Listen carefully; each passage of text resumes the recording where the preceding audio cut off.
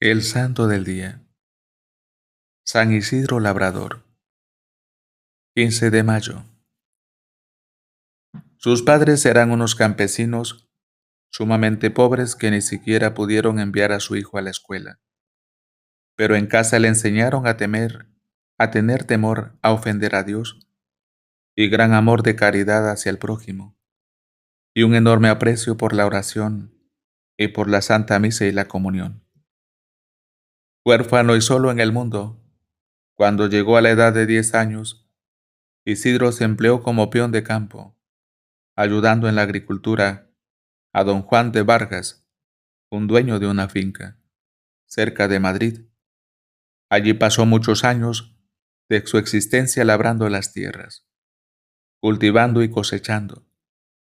Se casó con una sencilla campesina que también llegó a ser santa, y ahora se llama Santa María de la Cabeza, no porque ese fuera su apellido, sino porque su cabeza es sacada en procesión en rogativas cuando pasan muchos meses sin llover. Isidro se levantaba muy de madrugada y nunca empezaba su día de trabajo sin haber asistido antes a la Santa Misa. Varios de sus compañeros, muy envidiosos, lo acusaron ante el patrón por ausentismo y abandono del trabajo. El señor Vargas se fue a observar el campo y notó que si era cierto que Isidro llegaba una hora más tarde que los otros. En aquel tiempo se trabajaba de 6 de la mañana a 6 de la tarde. Pero que mientras Isidro oía misa, un personaje invisible, quizá un ángel, le guiaba sus bueyes y estos araban juiciosamente, como si el propio campesino los estuviera dirigiendo.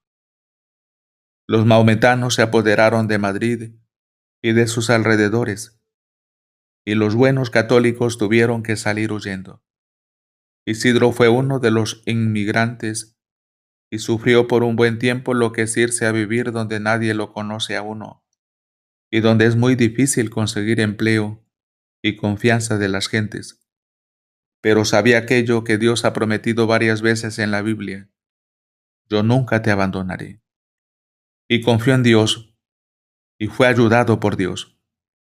Lo que ganaba como jornalero, Isidro lo distribuía en 3 partes: una para el templo, otra para los pobres y otra para su familia, él, su esposa y su hijito. Y hasta para las avecillas tenía sus apartados. En pleno invierno, cuando el suelo se cubría de nieve, Isidro esparcía granos de trigo por el camino para que las avecillas tuvieran con qué alimentarse. Un día lo invitaron a un gran almuerzo. Él se llevó a varios mendigos a que almorzaran también. El invitador le dijo disgustado que solamente le podía dar almuerzo a él y no para los otros. Isidro repartió su almuerzo entre los mendigos y alcanzó para todos y sobró. Los domingos los distribuía así: un buen rato en el templo rezando, asistiendo a misa y escuchando la palabra de Dios; otro buen rato visitando pobres y enfermos, y por la tarde saliendo a pasear por los campos con su esposa y su hijito. Pero un día, mientras ellos corrían por el campo, dejaron al niñito junto a un profundo pozo de sacar agua, y en un movimiento brusco del chiquitín, la canasta donde estaba dio vuelta y cayó dentro del hoyo. Alcanzaron a ver esto los 2 esposos y corrieron junto al pozo, pero este era muy profundo y no había cómo rescatar al niño.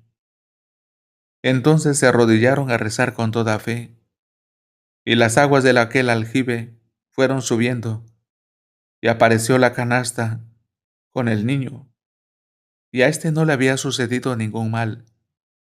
No se cansaron nunca de dar gracias a Dios por tan admirable prodigio. Volvió después a Madrid y se alquiló como obrero en una finca.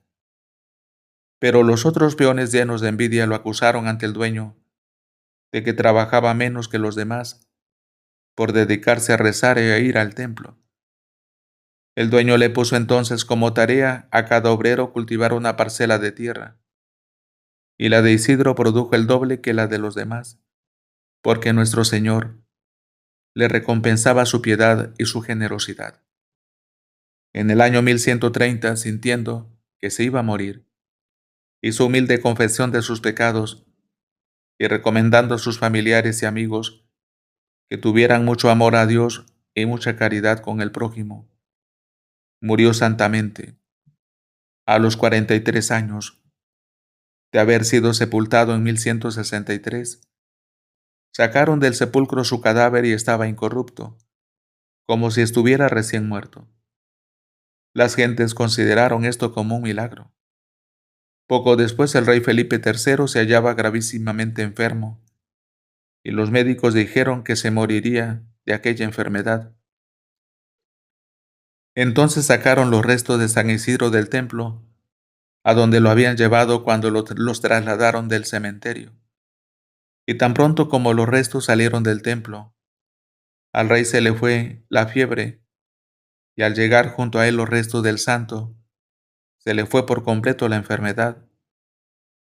A causa de esto el rey intercedió ante el sumo pontífice para que declarara santo al humilde labrador, y por este y otros muchos milagros el Papa lo canonizó en el año 1622, junto con Santa Teresa, San Ignacio, San Francisco Javier y San Felipe Neri. Para que la vida de los santos llegue a más hermanos, dele me gusta, deje un comentario y comparta. Gracias.